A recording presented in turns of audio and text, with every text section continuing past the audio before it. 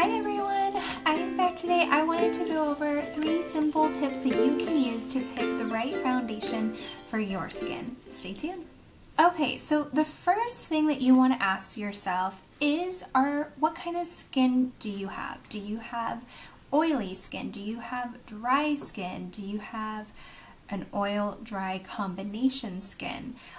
So what that means is, I have oily, dry combination skin. So I tend to get really oily around my T-zone. So this is your T-zone, so your forehead and your nose. So I get really oily around my nose and on my forehead. I get really shiny, but then like around my eyebrows, I get dry skin. It gets really patchy. So that's the kind of skin that I found. Some people, they have oily skin all around. Some just have really, really dry skin. So you want to find foundations that tend towards that. So you can find mattifying foundation. So what that helps is it cuts down the oil and it helps with shine control. And I'll talk about a couple tips that you can use to help with that a little later. But that's usually how foundations are organized at the drugstore. So they'll be oily, dry, or normal dry, or oily combination skin, which means oil and dry skin. So once you've used that and you've determined what kind of skin you have, and sometimes you may not know, so experiment with those types of foundations and see how your face reacts to that. So the second thing that you want to ask yourself is, what type of coverage do you want? Do you like a more natural look, so you want kind of a light foundation, something to just kind of even out the skin tones to cover up the red spots? Do you want something that's a little bit more coverage, so like a medium coverage, or do you want a full coverage, like completely, covered up with foundation? And for me, it really depends on the season. In summer, I like a more light kind of foundation. So what I recommend for that are like CC or BB creams.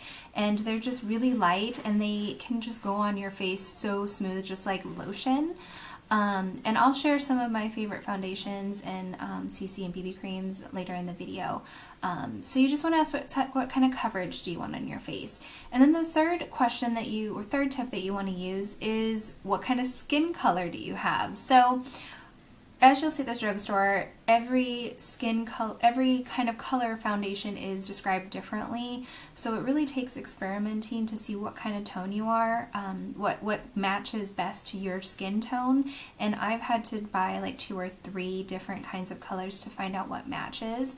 And to determine what matches the best is to compare it to your neck.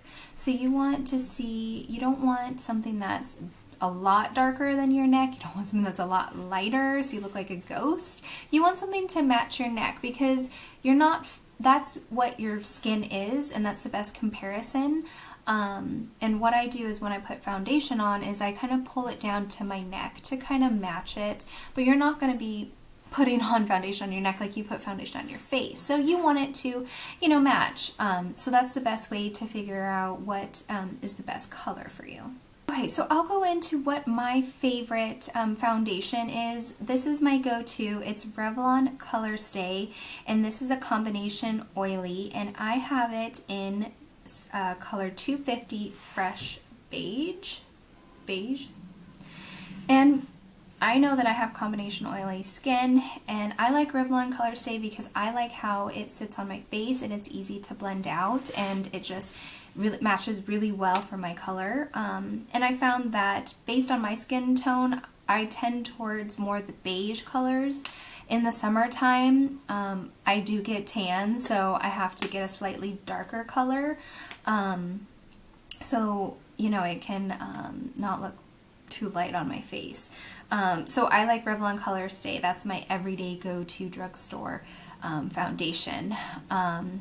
As I mentioned before, I'm getting ready for my wedding and I'm doing my own makeup, so I'm trying to look to see what else is out there for foundation. And so far, what my favorite is Makeup Forever, as like a name brand, and it wasn't too expensive. I think it was like $20 some, maybe 30. And I like that one because I also wore that in my engagement photos, and it photographed really, really well. And that's what I like to use for like fancy, you know, dressed up occasions. I'll use that, and that provides me a really nice coverage. So Revlon Colorstay is a full coverage makeup as well. It looks really, really nice. And so if you do have oily or combination oily skin, what you can do is, if you don't have a foundation that's a mattifying or it's for oily skin, what you can do is set it with a powder. So what you want to do is get your favorite kind of powder, and just put that on your face after you do your foundation. So you don't want to put it on right after you do your foundation. You want to let it set. So what that means is you want to let it dry and soak into your skin for at least 30 seconds to a minute, and it would be better to err on the side longer so that it doesn't smear when you put on that powder and it looks like really cakey. So you want to set that with the powder, and you want to put that where you tend to get more oily. So I get oily in my T-zone, so I put more powder around my nose. And I mean, I don't pack it on so it looks like super weird, but you know, I put some more powder there around where I get oily. And then I have some blotting papers that I can use throughout the day to dab the oil away as well, to soak it up. So that's some tricks that I use for my oily skin that I like, that has worked for me. Another type of foundation that can work for redness or acne. I never really had acne, but I had a lot of pimples, and I was so self-conscious about that, and so I wanted like a really full coverage foundation. So I went with Clinique's Redness Solution and had an SPF of 50, and I was in shade 03 Calming Ivory, and it's in their green box, or their green bottle, and this helped because I did, you know, I was a little, I had some blemishes, I had some pimples, so I wanted to cover that up a little bit more, and that provided a really good full coverage for me. And I'm already out of this bottle. I have not refilled this just because I don't have as many pimples anymore. They're not as red, they're more just kind of discolored, so my Revlon Colorstay still does the trick for me, so I'm still pleased. So like I said, it depends on the season what kind of coverage foundation that I like, and so I like to use a CC cream, and what I'm using right now is Bourjois Paris 123 Perfect CC Cream, and this is in shade Rose Beige, and I actually found this from a fellow YouTuber, and it's an international brand. I've never seen this at American drugstores. But what's really cool is it has 3 pigments. It has apricot for anti-fatigue, it has green for anti-redness, and white for anti-dark spots. And it's a luminous complexion and smooth skin, 24-hour hydration. So this does tend to make me a little bit oily, so I do set it with a light powder, but I love it because it is very light. It does not give me like a full foundation coverage, but it's light because then, you know, it's summer and you're, you know, hot and you're sweaty, so I don't like that sticky feeling that foundation can leave. So I really like this because it gives you, it evens out, but then it provides that nice summer glow. So this is a really, really nice one, and if I still have it, I'll include the link to this. I think I got this on Amazon, but I'm not sure. And another thing that I use after, you know, you determine what's the best foundation, what's the best CC cream, is applying it. What's that best applicator, basically. And I only have 2 applicators. I have my brush, and I have a blending, one of the Beauty Blender sponges.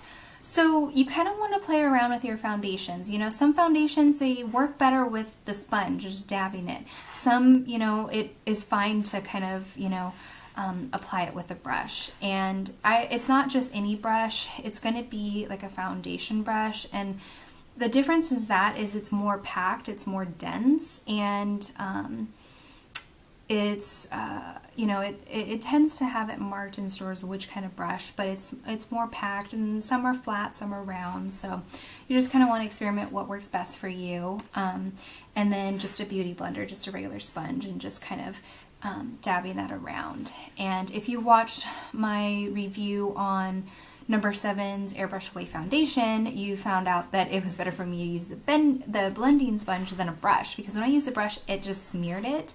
When I used the Beauty Blender, it really packed it into my skin and left me looking more flawless. So you kind of just have to experiment, and even now I am still learning what's the best way to use foundation, what is the best foundation out there, and trying others to see what works for you. So I encourage you to, get out there. I know it can be a little intimidating because there's so many foundations out there. So I hope these tips help, and you can, kind of try some of the products that I've used. And if you guys have any tips, or if you have any favorite foundations that you use, I'd be excited to see hear what those are, so you can leave them in the comments below. And please check out my channel for other videos on hair tutorials, makeup, and beauty tips. So until then, I'll see everybody again soon. Bye!